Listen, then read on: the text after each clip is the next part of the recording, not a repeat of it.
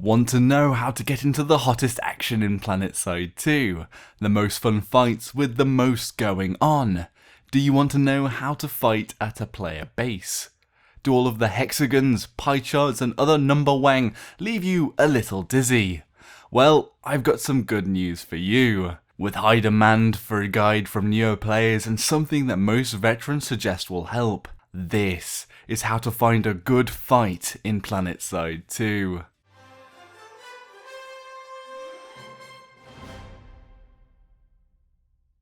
Instant action has been improved by the developers. Now the instant action button will try to plot you into a hotspot of the battle rather than a base close to the fight. You're now more likely to spawn on a Sundra, the armoured personnel carrier that acts as a mobile spawn point, which will often be in a field battle or at a player-made base fight. However, it isn't perfect, and without some map reading knowledge, you won't know whether to cancel that instant action or not. The other obvious option is to join a squad or platoon and follow their orders to fights. However, not every platoon has the same objective or quality of leadership and may take you on a zerging goose chase. To be savvy, you need to be able to read the map. On default, your map will be set to faction colours covering the territories. One difference in my game is I set the New Conglomerate from blue to yellow, as the Vanu Sovereignty and New Conglomerate look too similar to me, and I strongly believe the NC are the banana faction. You will also notice my map looks different. This isn't essential, but I've set my map to highlight enemy activity. It shows in bright red where the highest concentrations of enemy players are. Basically, where there's most people to shoot at. To do this, go to the heat maps drop down on the right and switch to enemy activity. The borders you control are still visible with a bold faction coloured line, but the map is less busy and it is more obvious in my opinion where the action is taking place. Firstly, the bases all exist in the jigsaw puzzle like zones which are called hexes. The flashing orange orbs or explosions highlight where the fighting is concentrated, which is fairly accurate, and these are called hotspots. Enemy player-made bases that have an active hive, which in short contributes to conquering a continent, making them worth attacking or defending, are shown as the circular symbols that edges spin. When you hover over a hex, there will be a pie chart in the bottom right corner. This shows the populations of enemies and allies. There will also often be a capture indicator which shows how far on the tug of war you or your enemy are to capturing a base. Going back to the pie charts in the bottom right, the vast majority of the time, the closer that pie chart is to showing 50 to 50% population, the better the fight will be. It isn't always true, and I want to stress this, but as an indicator, this is one of the quickest methods and easiest to understand. That is, going to the base that is the most equally populated. In Planetside 2, a lot of skill lies with situational and environmental awareness. The more enemies there are, the more you expose yourselves to ways of being killed. Even if you're a great shot coming from traditional shooters like CSGO, Battlefield or COD, this exposure is something you need to get used to. An experienced player though might actually seek out and balance fights, as they will also be able to have the most amounts of enemies to kill. Generally, when populations exceed 60%, one side will dominate, and the fights can turn into a spawn camp, which isn't fun for the campers as there are fewer people to shoot at, and unfun for players getting camped to die quickly after spawning. However, it is also important to note how many people are at a fight.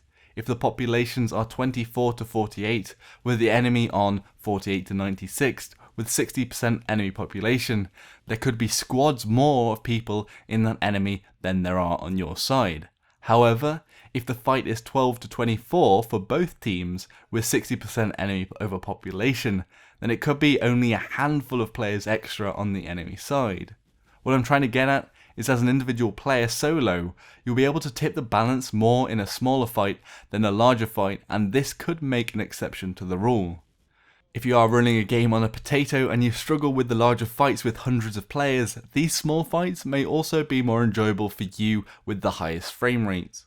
Plus, although the map is split into these hexes, it doesn't mean that the fights don't stretch across the zones. Often fights will clash in the middle of two zones and in between the bases. Adding the numbers up on both hexes will often give you an idea of the percentage of population in the battle. As you might have noticed, placing a personal waypoint by right-clicking on the map and selecting it on the drop-down over where their explosions are bursting, the hotspots, can help orientate you as to where the battle lines are and action most likely is when you spawn. As I have also mentioned before, being part of a squad or platoon, you'll be able to make much more of a difference, and often your leader will want to equal or tip the balance at a base. The squad waypoints are the green arrows on the map, platoon orders are the orange arrow. However, you could also look at your squad or platoon. Look how much an enemy overpopulates a base to see whether or not your squad will make an impact, and you might follow or leave depending on how you feel about it. Especially if your own faction already overpopulates that fight massively. It's worth looking at the capture indicator too. It could be that your faction are very close to capturing a base even with 60% of enemies, or reversely making an organised defence. These fights will probably also be extremely fun as long as they last. Player-made bases are also a wild card with this rule. Often they are maintained by an organised group of people, and the base itself too counts for quite a lot of firepower and defence with its own turrets. So when you look at the populations, a large attacking force doesn't always mean the fight will be a pushover. How do you find an active player base battle? Well, you can use a pie chart for the population to gauge what size fight and if the defenders actually need help. Then see if there are the orange orbs or the hotspots are flashing close to the player base symbol and the spinning circle. You will only really know the situation on the ground, and getting there and having a look is really the only way to be totally sure. So how do you get to fights that at a glance look balanced and fun, and you want to check them out? Well, there are several ways. First, check if you can instant action spawn on the fight. You can do this from the map screen or pressing the insert key default on PC. If it is taking you somewhere you do not want to go, look at the closest base that you can actually spawn to. Spawn on that base, whilst loading, hit the redeploy key, which is default delete on PC. If you don't have an SSD, you should be back on the map screen as soon as the loading screen fades. Then hopefully you'll be able to spawn somewhere on the hex of the fight.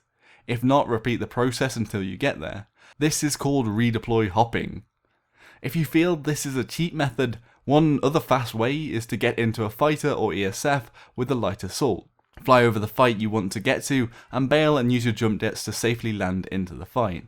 Or fall to your death close and you'll be able to spawn close again too anyway. The Valkyrie air transport vehicle is another option. It is slower than the fighter but will grant you immunity to fall damage so you can take what class you like. On the map there are two main types of spawn.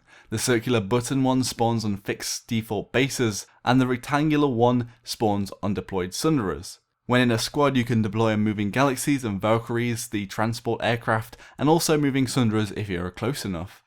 Alongside the spawn beacon, which is a little cone, which places you in a drop pod that you can move horizontally. Another good general rule is that if there is an alternative spawn point to the base, a Sunderer for example, it will be the better spawn. A human has decided that certain place is closer to an objective troops need to deal with. Again, it is a general rule. It might be parked in the middle of an empty field or right next to enemies and likely to blow up instantly. With everything I have mentioned, the flow of battle is never calm in Planetside 2 and is worth checking the map often. Populations will change constantly as organised groups make concerted efforts to claim a base, and it may be a fight becomes suddenly more or less fun. This guide mainly looks to a player checking out the game, wanting to just get to some fun fairly quickly. I know I've gone into quite a bit of depth and made it sound a little complicated, but if you stick to the closest to equal population count, the majority of the time you'll find yourself in a fun fight. All I have mentioned is something to bear in mind as you quickly skim through the brochure of battles taking place. I know the criticism will be that if everyone looked at populations, then nobody would fight against an unfair fight. But really, that is the job of the squad and platoon leaders. Planetside 2 has a pretty bad new player retention, and there aren't always going to be good public squads to join, with them either being full or out of the leaders' operating hours. So having some basic guides where to go is one step towards having fun and sticking around, in my opinion. And hopefully understanding the continent capture tactics and interest in the intricacies of the victory point system can come later. What does everyone else think? Have I gone too far, or have I not gone into detail enough? If you're a new player, has this helped, or has it left you scratching your head? Be Be sure to comment with your own tips and ideas, and if anyone wants a particular guide, be sure to pipe up in the comments section below. If you thought I gave some top orienteering tips, give it a like. If you fell off a cliff on Indar because of this video, give it a dislike. If you want to keep up with my guides, Joshino, and other Planetside 2 content, then hit that subscribe button. Share it with confused friends or anywhere you think could help out some newbies. Thanks for watching everyone. Until next time, Joshino.